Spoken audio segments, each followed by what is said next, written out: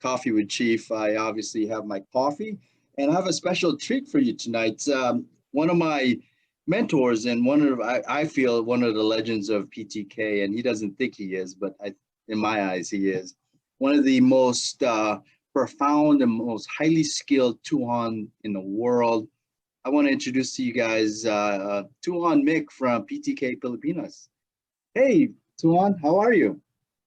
Hi, how are you? I'm good, thank you. Hello to everybody. Great.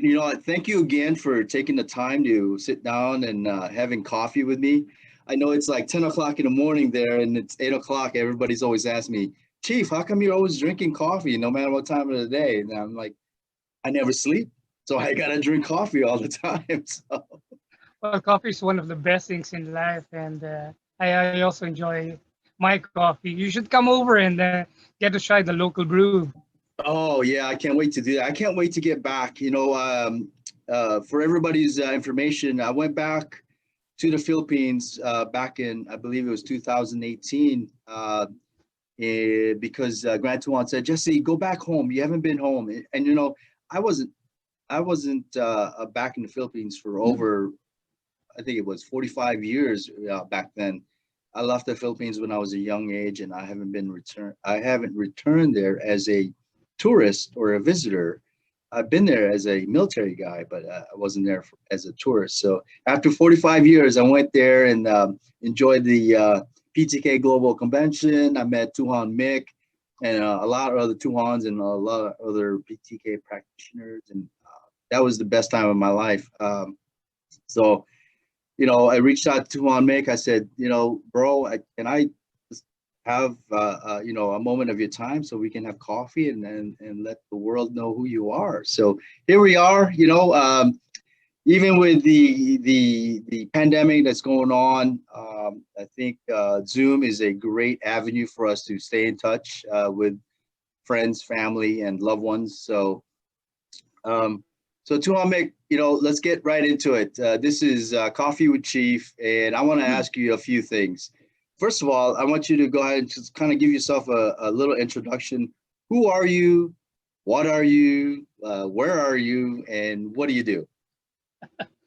Thank you very much.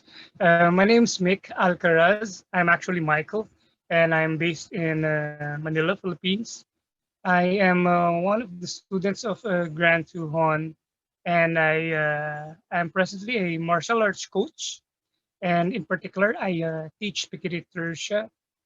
I have an Arnis background. I'm also a teacher of one of the styles based in Cebu, but I eventually ended up focusing more on Pekiti Tirsia. I right now I lead Pekiti Tirsia Katipunan. It is based in the Philippines, but we have brothers in some parts of the world. And at present, I also am Chief Operations of PTK Astocom. And Astocom is the one regularly engaging the Philippine military and uh, police forces, and also specialized security units in the Philippines. And we are also involved in some training programs outside the Philippines.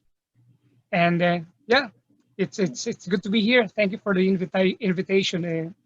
Wow, that is one heck of a background, Tuhan. I mean, that's very impressive. I saw you back in 2018 personally. I saw you in videos prior to, but watching you work in person, I was completely awed. Your skill is the highest level I've seen, and you're one of the true warriors. And the theme for this is warrior journey. So based all my questions are going to be based on the warrior journey.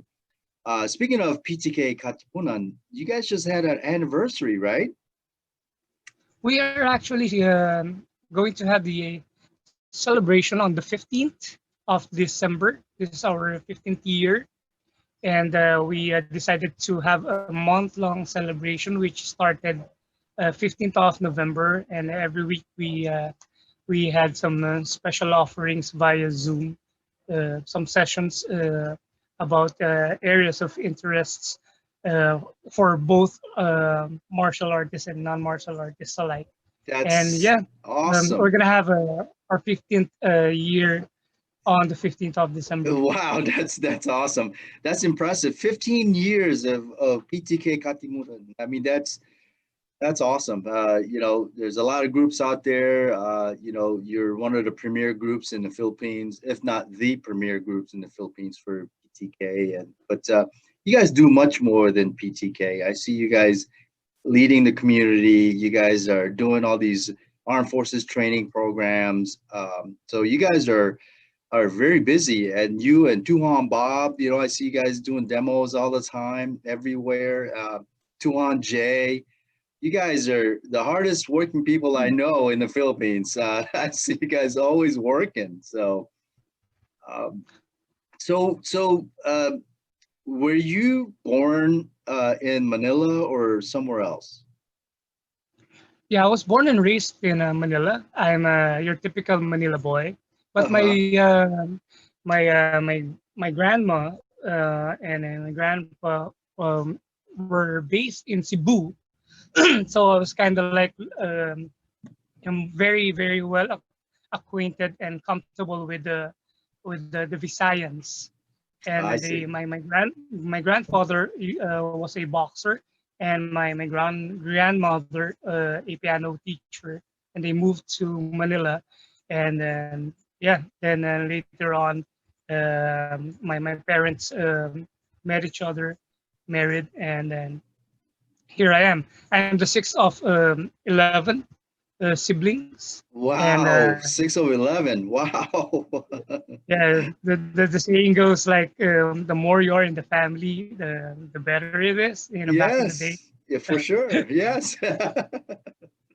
And then I was educated in a province called Los Baños.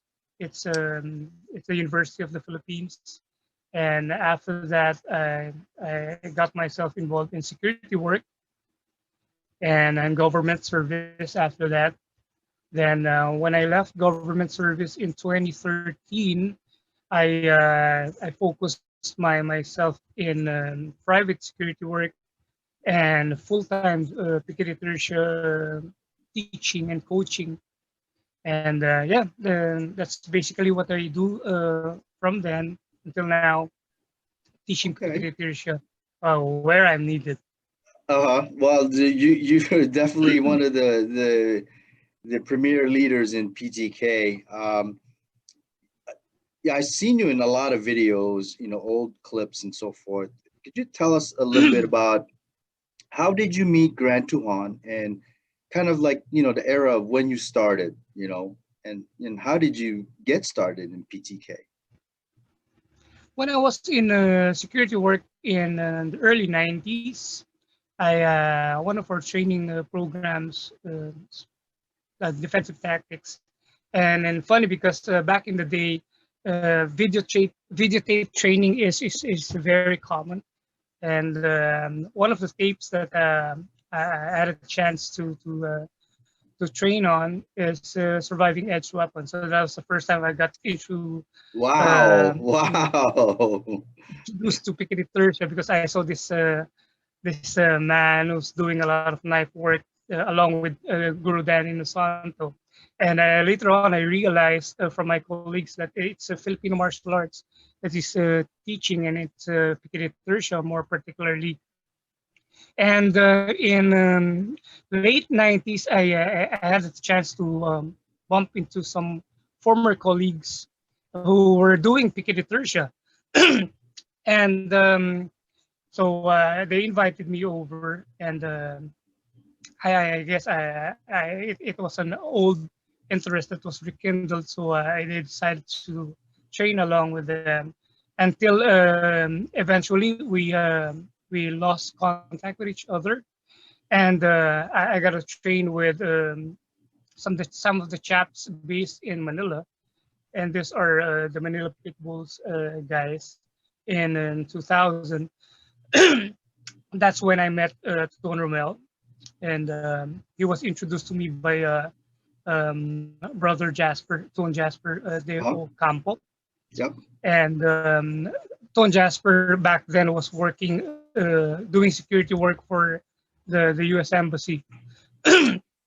And while I was doing security work in the Philippines, so I asked him if I can train again, and then he recommended that I go train in Manila, where the pit bulls are training. So that's where I met Tuhon Romel and all the others, Tuhon J, Tuhon Jake. So it was the time that Manila Pit Bulls at the time was starting out, and I was fortunate enough to stay um, with the guys until eventually we decided to go and have our own respective training groups, and that was in 2003, 2004. I decided to start teaching a few students. Mm-hmm. So that's Mm-hmm. when I got hold of Tuan RJ and Tuan Bob, and these are the few students that I had back then. And by the time I know it, we started growing until we decided to officially form Katipunan in 2005, and now we have grown into a much bigger organization, but with the same standards and with the same ideals that we follow as an organization. Yeah, no, I mean, your community is big, and not only big, but it's strong. I mean, your guys' values are apparent. You know, when I was there, everybody was so friendly and so respectful, and your bond was apparent. So no, kudos to you and the pioneers of Katipunan. You guys have built something that's something to emulate. You know, and hopefully I can do something that over here, you know, build a community just like you guys did. So that's great. So this brings us to our first question. uh, so, in your own words, in your own opinion, what is a warrior? Well, a warrior is one that is engaged in warfare, you know, but he doesn't have to be a soldier at that. But warfare comes in so many forms, and then some warriors are there by choice, and some warriors are there by chance. What do I mean by that?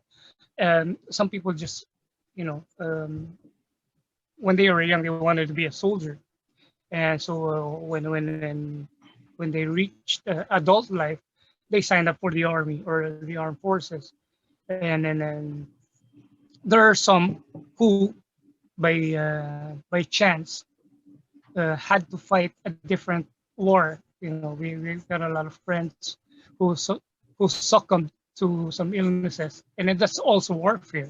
You know, once you find out that you have a very serious illness, um, you have no choice but to fight. You know, Yeah. and that to me is a different form of warfare. And we've got a lot of people who are also involved in different forms of warfare. Some may involve, you know, aggression, physical fighting, but others they do it verbally. We've got a lot of diplomats who Uh-huh. fight a different war as well. You Yeah. know, so Yeah. so to me, a warrior doesn't have to be a soldier. A warrior doesn't have to go to a physical war, and it doesn't actually refer to a specific group, you know, an age group Okay. or a gender, you know, Okay. because war comes in so many forms and shapes. Yeah, absolutely. I completely agree with you, man. And we're gonna a few of my questions will actually address some of those specifically. You know, next question is, how does one, and this is kind of, you know, very generic in general, but how does one become a warrior in your eyes? Well, no warriors are born.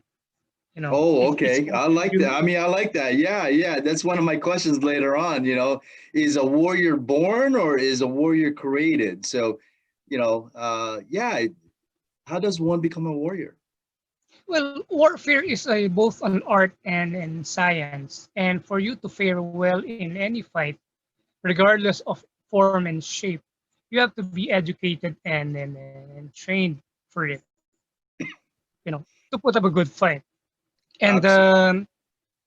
absolutely, and you get mentored in warfare, and you got to accumulate a fair amount of experience and knowledge from some other people's experience. And yeah, That leads me to my next and question then. What skills do you need, you think, what skills does a warrior need or have, in order to become a warrior? What skills are we looking for? well, you got to have common sense first Oh yeah. and foremost. I like that You answer. got tons. You need tons of common sense. But seriously speaking, if you were talking about physical warfare, you have to be trained with basic skills. The tools of the trade, Mhm. tradecraft.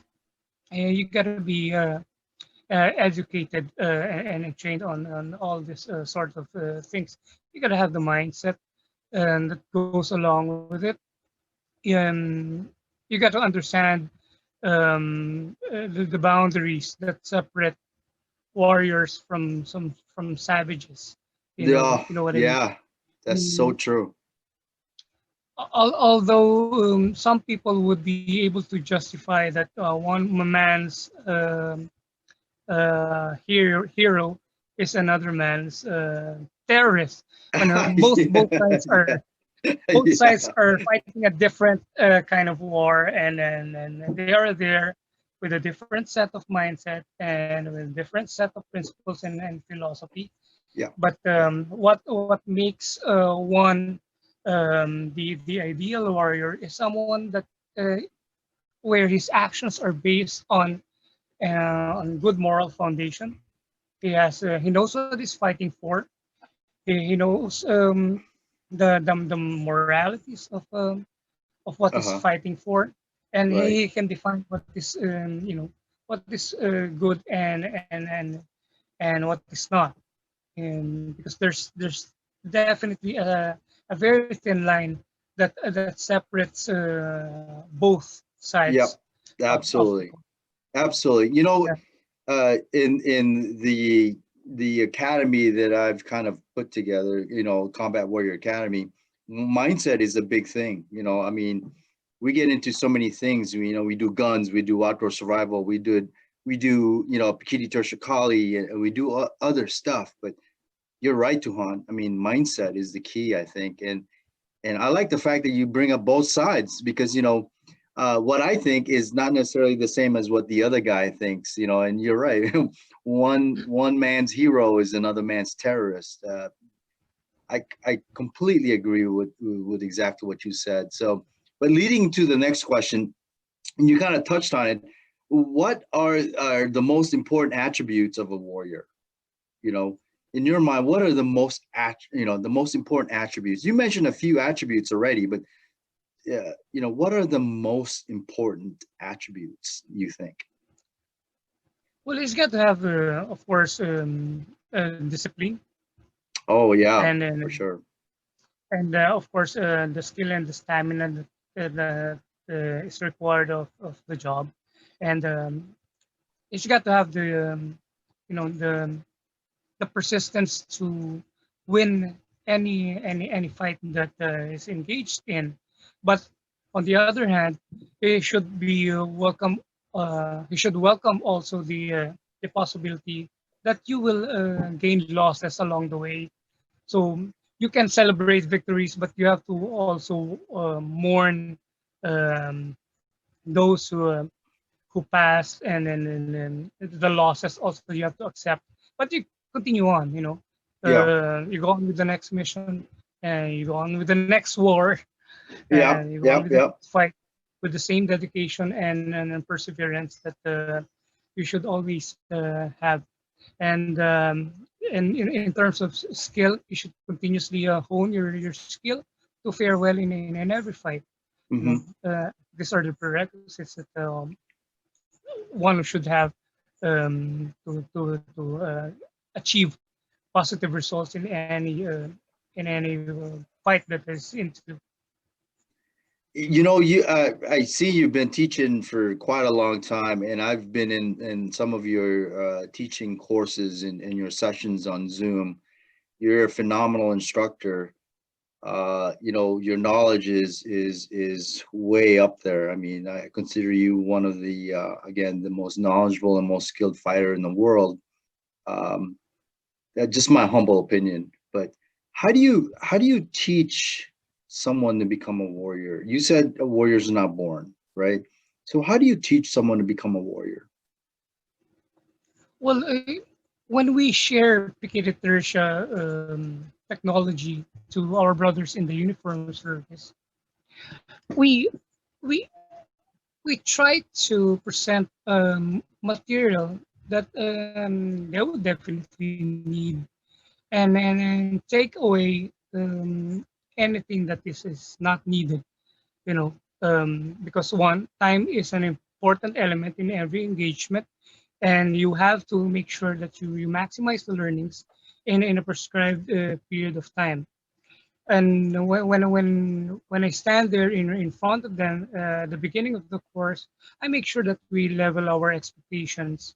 That I am there to coach them on the art of Pekiti, but it doesn't necessarily mean that I have more experience than anybody in the class. That way, you can attain a level of mutual respect, because you don't, just barge in, stand in front of the platoon, and and go gung ho and tell them that they should do this because I know this works. No, there has to be a established level of professionalism in the interaction. So after leveling the expectations, I make sure that I orient them on the mission. Every class has a mission for the day, or for the entire duration of the course. And then if everybody is aware where we are headed to, there's no one who will be, we call it lost command. Yeah, yeah, Nobody for will fall astray of the path, and everybody will be synced in attaining the day-to-day objectives of the class. And yeah. Hmm. I make it a point that I explain to them that you will be training with your partner, and your partner is your book.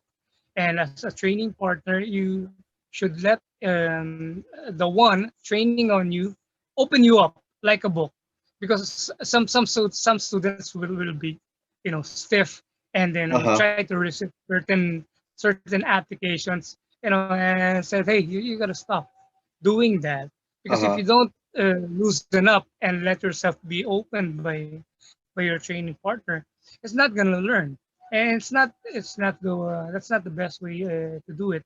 So you do it slowly, and you loosen up, and then by the time you get acquainted with the movement, you can speed it up, and you can put in all the aggression that is required to maximize learning about the specific technique that is being taught. So to me, mind setting is very important. The direction is very important, and the tools of the trade, and the respect for the partner is very important, to to set the right tone in the class. No, that's perfect. You know, Grant Tuan always told me, Jesse, you are the book, you know, so learn to open up and share what you know, and use that's exactly what you just said. And I know you have probably thousands and thousands of students under your belt, you know, with all the training that you do for armed forces and so forth. So, uh, you know, the one thing that most people always ask is, not only does a warrior go through this journey, what personality does that warrior, I mean, what do they show people? What kind of personality does a warrior have? I know there's many different types of warriors, as you stated before. There's actual armed forces warriors. There's other kinds of warriors. What's the core personality of warriors that you see? Are they Well, cocky? Are they silent? What personality do you see? there should be a sense of responsibility that a warrior should exercise in all his undertakings. And knowing this will define your actions and justify your actions. And you don't engage in any form of activity without a reason. You know? There has to be a clear definition of where you want to go, what you want to do, and what are the rules of engagement. You know, this are the things that a responsible warrior should keep in mind as much as possible. And then, of course, warriorship is all about self-preservation. You know, you should exercise all efforts to make sure that you're in good shape, and then the mission is accomplished with less damage or hurt um, to yourself or to your fellow warriors or with you in that mission or in that undertaking. Uh-huh. You know, What, what, there's quite a lot of attributes that that one should have, and among others, there has to be a discipline as well in what you do, uh-huh. and there has to be um, a persistence. You know, some challenges are really there to wear you down and to discourage you, but you have to be persistent and keep you know keep fighting and keep going in spite of the obstacles that you encounter, the logistics, um, opposition, Mhm. sometimes weather. You Uh-huh. know, people are trained to withstand and understand how to address all these challenges, and you have to be persistent. And then that's why people needs to get trained on all this stuff. Uh, Otherwise, if you never had the foundation to to withstand all these challenges, you will never you'll never make it until the end of the fight, because it will be very very frustrating for you and discouraging for you if you can't cope up to these challenges. that's exactly the same thought I have. In the beginning, Grant Juan, the way he started me is not techniques, but stamina. How do you do 1,000 strikes, 5,000 strikes? I think that's what you indicated, is you got to be physically fit, and also I think you alluded to being mentally fit, and having those attributes as a warrior. I think the role of a warrior is, again, that, to have a responsibility, just like what you said, right? Um, so, you know, in our academy, we have this term right here. It says combat, right? I know in all of PTK, we know what combat stands for, but how does combat fit into the warrior mindset and philosophy for us? How does combat fit into our philosophy and our warrior mind? Well, it's all about expectations, you know. Um, well, if we're gonna talk about architecture, I would expect that I would see good landscape, I would see good craftsmanship. But when you start talking about um, warriorship and fighting, we have to understand that there will always be the odds of winning and losing, and we gotta be oriented in such a way that we can manage our expectations. Otherwise, we'll end up being disappointed and frustrated with the outcome of any endeavor. And we have to understand that there's a certain level of physical movement. There's a certain level of aggression. There's a certain level of frustration that we will definitely experience. Not every day is a good day, as we say it, and then there Hmm. will be times that things will end up well, and things will not end up well for everybody. So the combat mindset is all about making one understand potential eventualities. It's not always victories. There will always be a point where everybody will experience defeat, and it happens to most of us. Yeah. Nobody is exempted.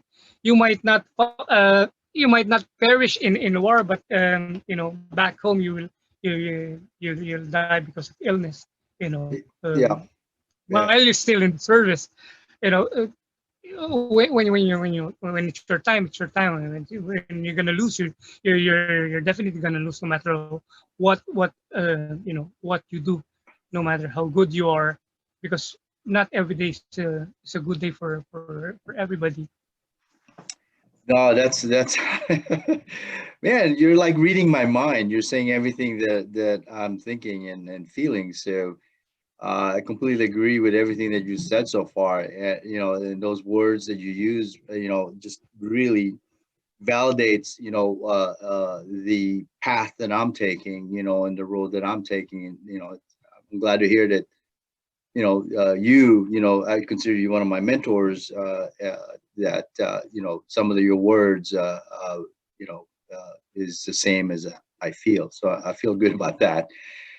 What's the difference between a warrior and a fighter? Well, to me, both are synonymous to each other. Uh, Both has an end result that one would aspire, Uh-huh. something that is positive to him and something that is going to serve him well, Uh-huh. and serve the cause that he is fighting for. Both are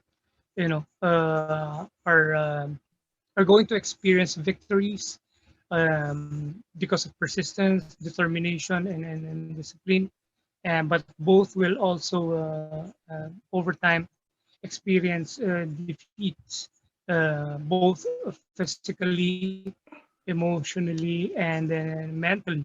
Um, to me, both are synonymous because they um, they have to be trained uh, prior to achieving positivity in every goal.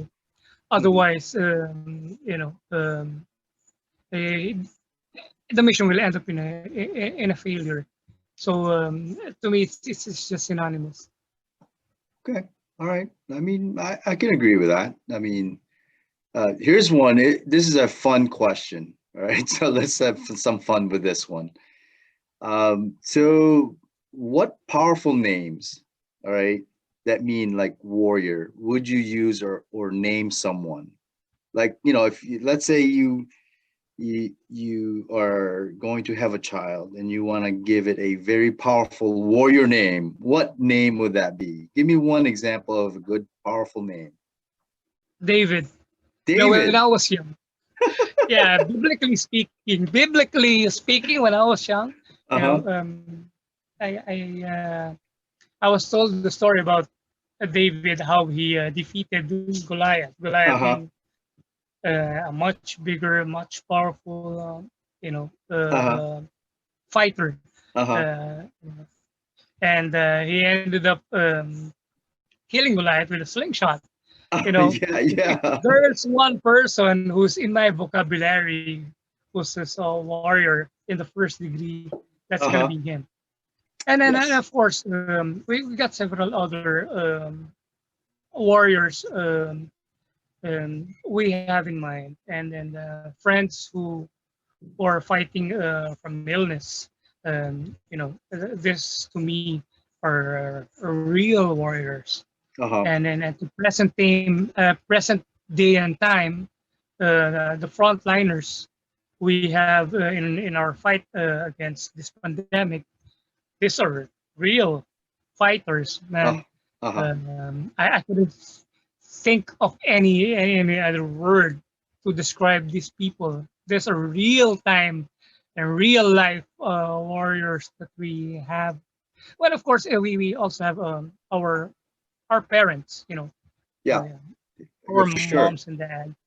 Yeah. They fought up a good fight in raising us to become responsible citizens of our country, and they made sure that we get education, and we were nourished, and Mm-hmm. we grow up in the right path.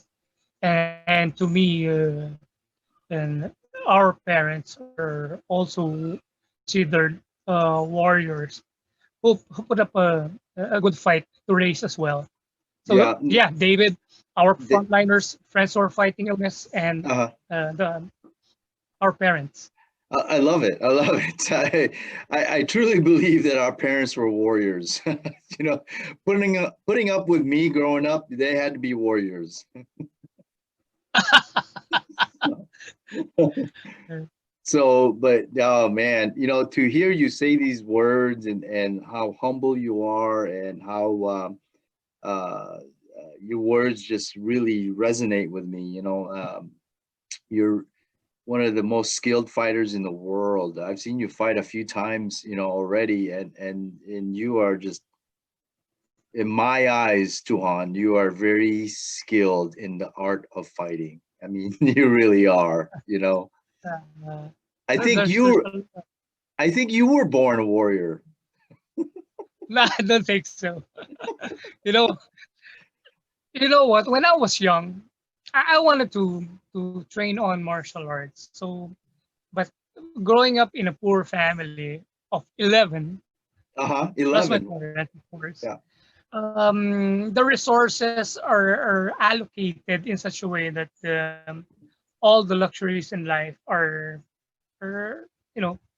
on the last part of the list. Yeah, Um, absolutely. Yeah. so what I did, because I grew up with movies being shown about Bruce Lee, Jackie Chan, Uh-huh. Chuck Norris, and then Muhammad Ali was there. Uh-huh. Uh-huh. So I couldn't afford getting into a gym to get instruction. So what I did is I would go to the local library. I would literally copy, write down the text in a notebook, and draw the illustrations in the book. And funny because I didn't realize I spent so much time in the library copying, because I couldn't afford also to photocopy the book, and back in the day Right, it right, was right, right. very expensive. Yeah.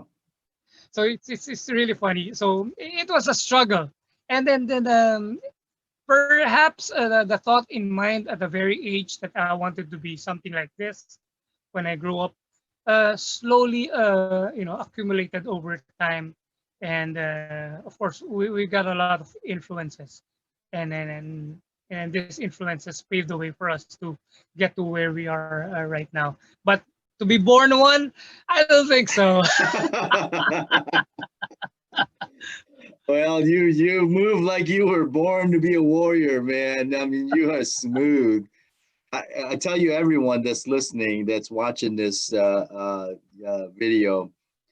you guys have to see. I mean, YouTube, Google, whatever you need to do. Tuhon Mick from Philippines. You guys are in for a treat. This guy is a true warrior.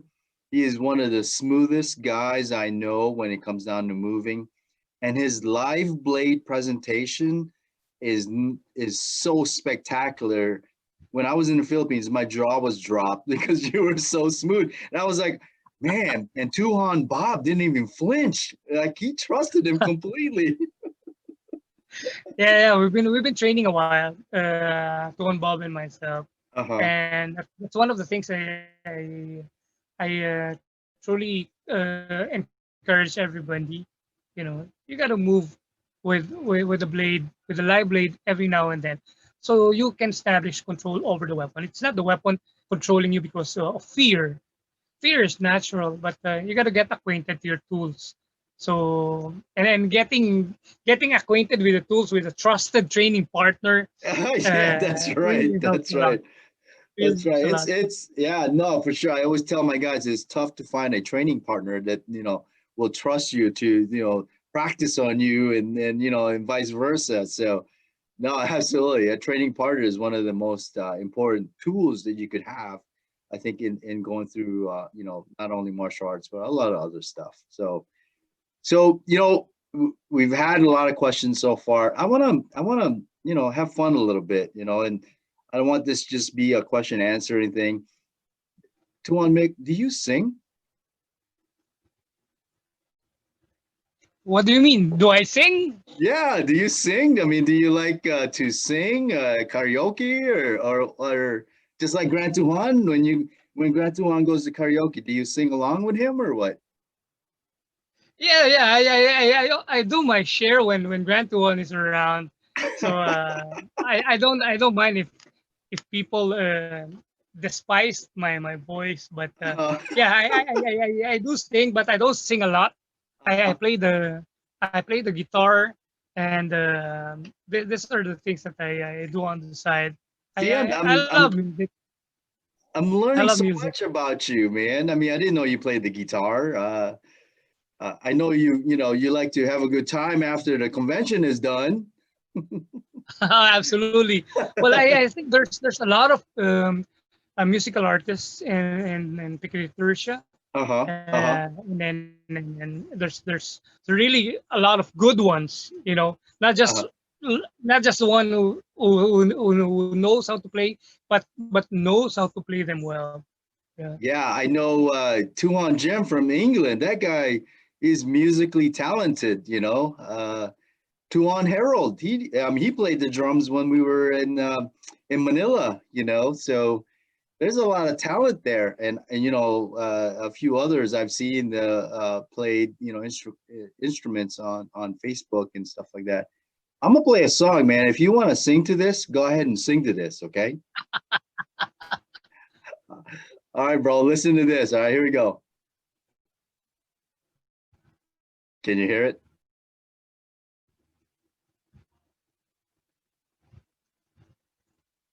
No, it's kind of low. Oh, okay. All right. Yeah. No, it's hard because I have it in my ears and I can hear it, but you probably can't hear it uh, as I play it.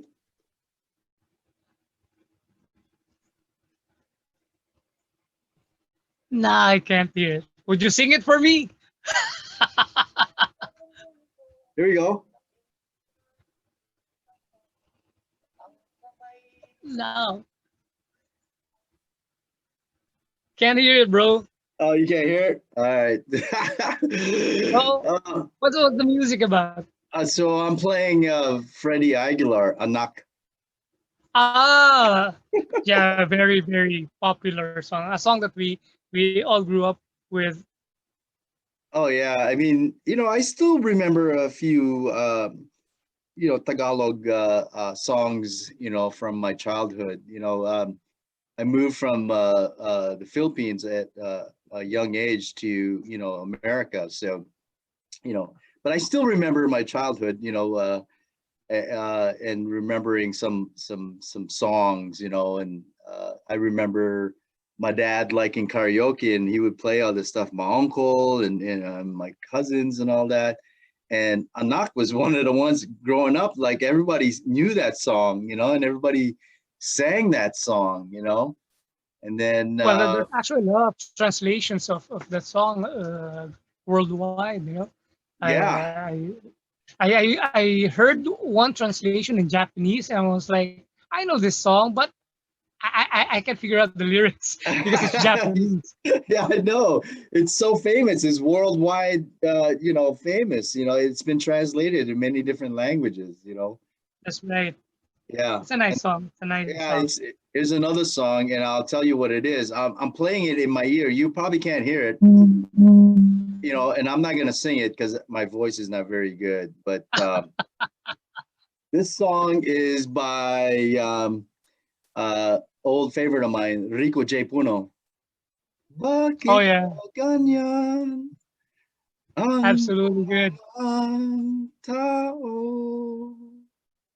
Yeah, that's awesome. Yeah. Meron mayaman, Now you can mayapi sing. sa mundo. Awesome. Oh man, that's another song, Kapalaran, growing up Yeah, again, yeah, I love you that know. song, and I love the singer. May he rest in peace. Yeah, yeah, Riku J, man, is one of my favorites Wherever growing you up. are, Yep, yep. Oh man, your it songs are eternal. Yeah, brings back memories, right? absolutely, absolutely. Oh man. So let me move it on and ask a few more questions. All right. Let's play what we call a word association game. So I'm going to tell you a word, and you tell me what comes to mind as it applies to a warrior. Okay. All right. First word is confidence. Well, you gotta have that, but it's got to be the right sense of confidence. Uh Um, huh. Uh it, huh. it it inspires. It, it Okay. it really inspires your followers if the I like leader that. has confidence. I like that. I like that. Okay. Next word, strength. Physical strength is a necessity to overcome the hardships of any physical encounter. But mental and emotional strength is primary. I like that. I like that. Okay, next word, aggressiveness. Whenever there's an opportunity, you should seize it, and no other word would fit that one. But you got to be aggressive, but control aggression. Uh-huh. Not a haphazard form of aggression. Okay. Aggression that is calculated to yield the positive result. Okay. All right. And you've said this next word a few times before, but I'm going to say it again. Discipline. Well, of course, discipline is very important. When I was young, I used to wonder why people are being taught to march. You know, Yeah, yeah. because they have to understand that they have to develop discipline, and they should know the word from inside out and express it both individually and as a team. Right, right. All right, last word. All right, and I think this is one of the more defining words. Weakness. Well, we should identify our weakness and try to strengthen ourselves. And this is also one of the things that we look for in our enemies, how to and when to exploit their weakness. Yeah, absolutely. Yeah, absolutely. I remember um, fighting with Tuan Philip in that last convention, and I know I already had a match with Tuan J, and I know I was already tired, but I was trying to find a weakness for Tuan Philip, but that guy, man, that guy is such a great warrior. There's no such thing as weakness in Tuan Philip, man. I was just awed that I was touching sticks with Tuhon Philip. He's such a legend, and he's being called the Godfather of PTK, and that guy to me is one of the most fierce fighters in the world. So Absolutely, make no mistake about the guy. Is one tough cookie. He's still very very strong and very very agile. So we don't take size for granted. Some people would assume that one would move slowly, but not the one Philip. No, no, definitely not no. you, not you. Not- No. so people should be, beware. Uh-huh. Thank you for that. All right. So here's a question, man. It could be from any time frame or whatever, right? I think is a pretty good question. Who is the greatest warrior that you know of? Well, I mentioned a while ago, it's David. Uh, Uh-huh. he fought Goliath, and Okay. to me, he's the greatest warrior. Yeah, I mean, I kind of agree with you. I mean, David and Goliath is one of the first things I learned in school. You know, I went to a Catholic school in Manila, right outside of Manila, and they, that's one of the things that they taught us, and I remember greatly because I was so little when I was growing up. I mean, I was really little. You know, I think by nature I had to grow bigger because everyone in America was bigger. Absolutely, but So not to Filipino standards. You're bigger than most Filipinos here back home. So yeah, it's probably, again, my upbringing, I had to evolve, I had to get bigger in order to survive out here. So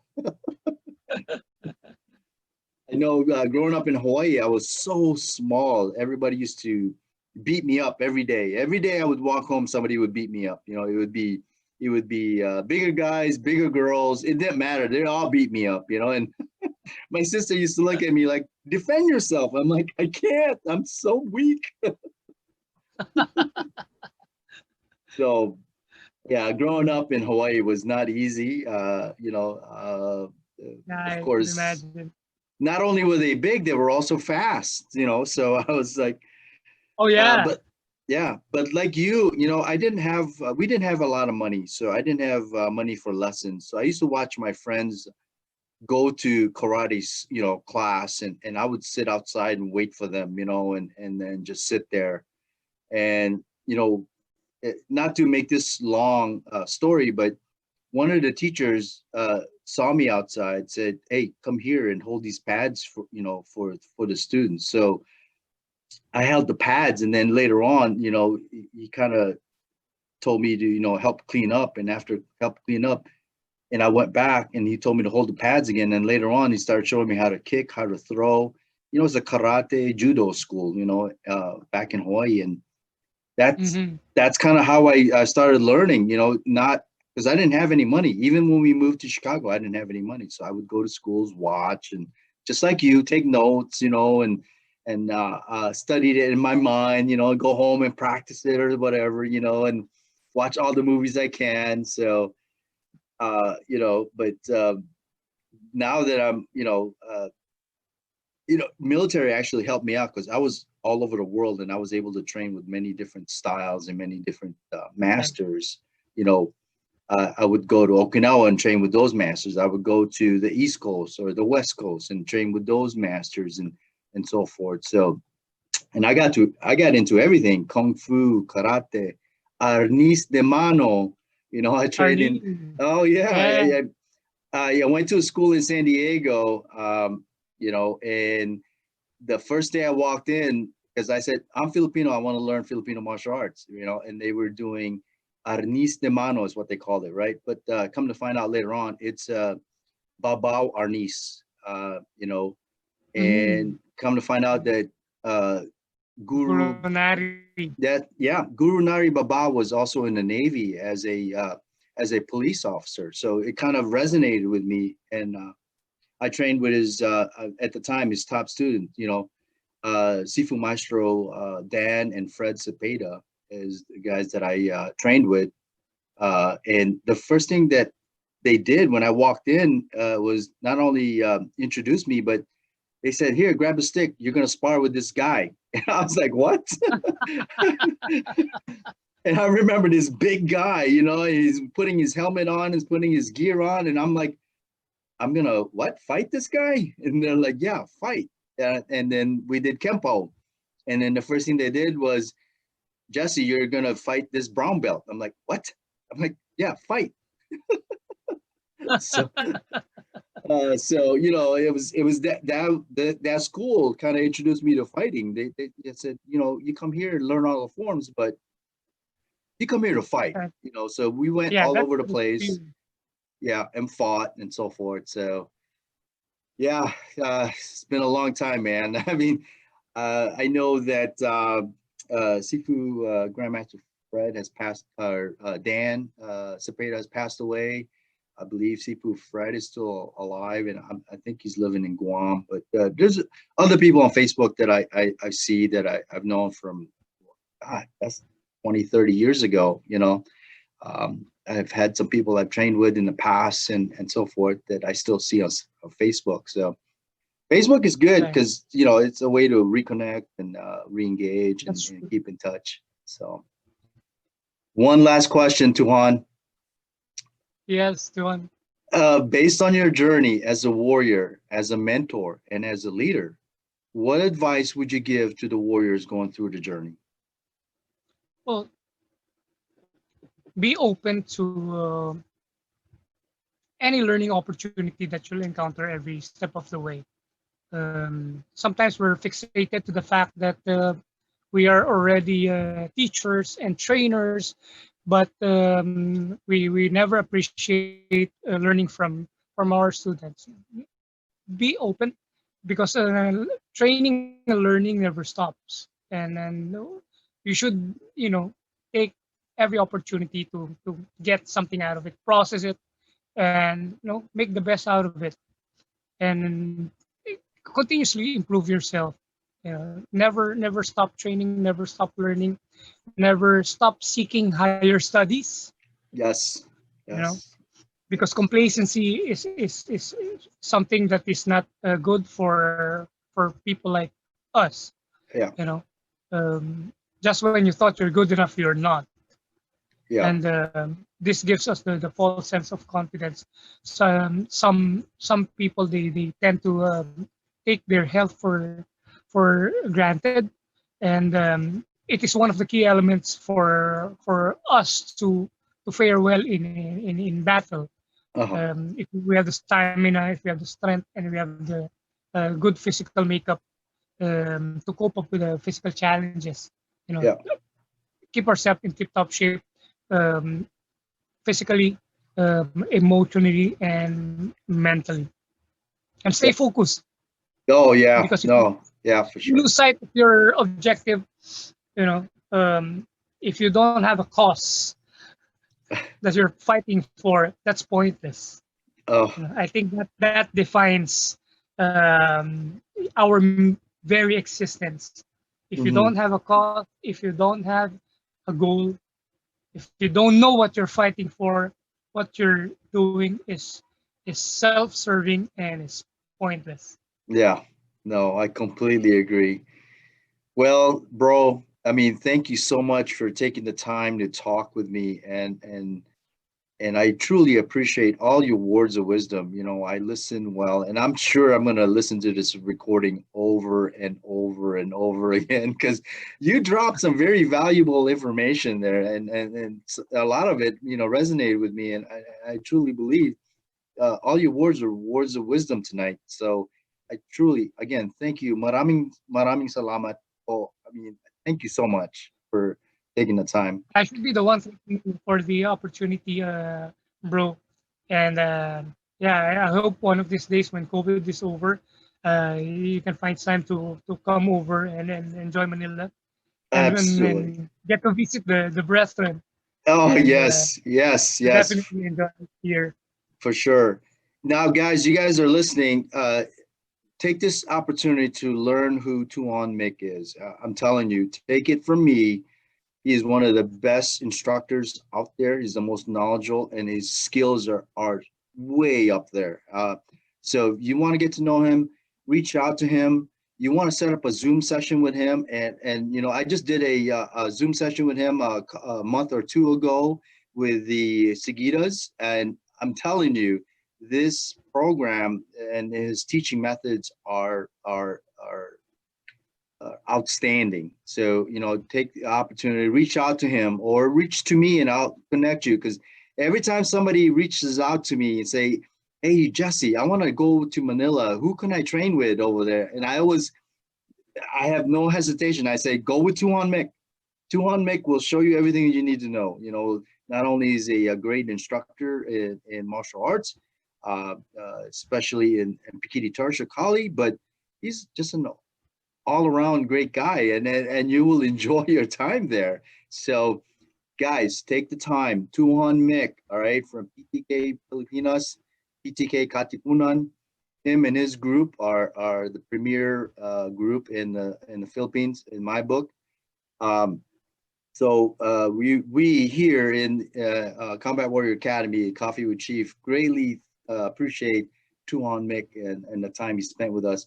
And if you have not subscribed to this YouTube channel yet, go ahead and hit that subscribe button, because not only am I going to talk to Tuhon Mick, but there's other people that's coming. I'd stand by, because I'm going to talk to everyone, not just PTK guys, not just gun guys, not just outdoor survival guys, but everyone, okay? Because as Tuhon Mick says, you don't have to be a martial artist in order to be a warrior. You could be a healthcare fighter out in the front lines, and that makes you a warrior, not only in spirit, but your physical abilities and your emotional abilities. So, well, what do you say, Tuhon Mick? Any parting words to the world? Well, thanks very much, brother, for the very generous words. And I'd like to thank Compass Warrior Academy for the invitation. I don't have coffee with me right now, but Oh no, unfortunately, no. That's but okay. I seriously, have plenty of thank you coffee very for much. me and you. Awesome. Thank you very much, and I really had a great time. And thank you very much for the opportunity. And I hope to see you very soon, you and your students. Manila, when you come to Manila, just give me a ring, brother. And then anybody is always welcome here. And a brother from another mother will always be a Oh, brother. thank you, brother. So this is Coffee with Chief, signing off with Tuhon Mick. Stay tuned for the next episode. Combat out.